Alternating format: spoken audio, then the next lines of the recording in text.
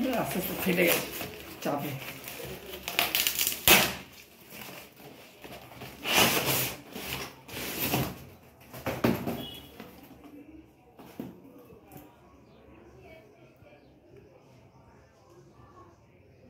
Video বানা, হ্যাঁ ওটাই বলছি, ভিডিও করে এখন খুব ইয়ে বেরোচ্ছে, আমি রিস্ক নিচ্ছি না জন্য। 40,000 টাকা আমার লস হয়ে গেলে। হ্যাঁ তোমার লস হবে না, এখান থেকে যদি ড্যামেজ বা কিছু হয় এখান থেকে চলে যাবে রিটার্ন। না ওই জন্যই তো তোমাকে রিফান্ড দিয়ে দেবে বা এক্সচেঞ্জ দিয়ে দেবে, যে কোনো একটা।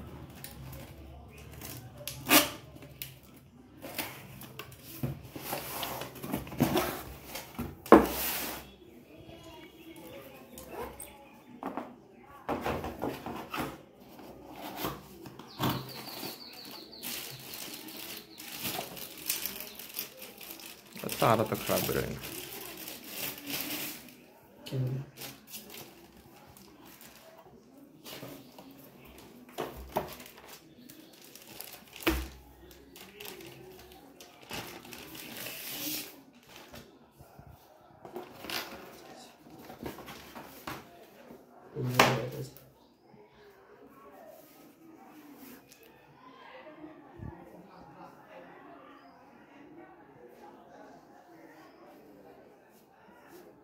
তুমি ফটো তুলবে তো?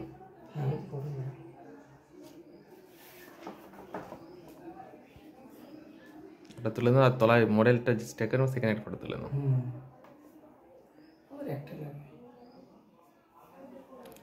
না তোমাকে কোম্পানি বলে বলে তুমি স্টিকার সময় তুলে, তখন কি করবে তুমি? সিল, ওই সিল প্রথমে একটা ছবি দেয়, সিল প্রপার সিল আছে কিনা, আর যে মডেলের কথা ড্যামেজ ফ্যামেজ আছে কিনা ওটার জন্য ভালো। ড্যামেজ তো কিছু নেই দেখছি।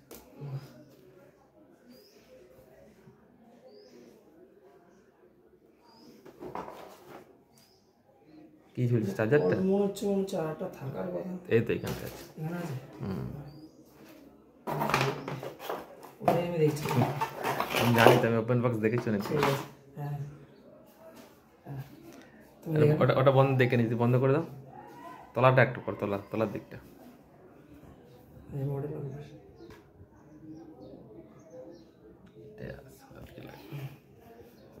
ঠিক আছে।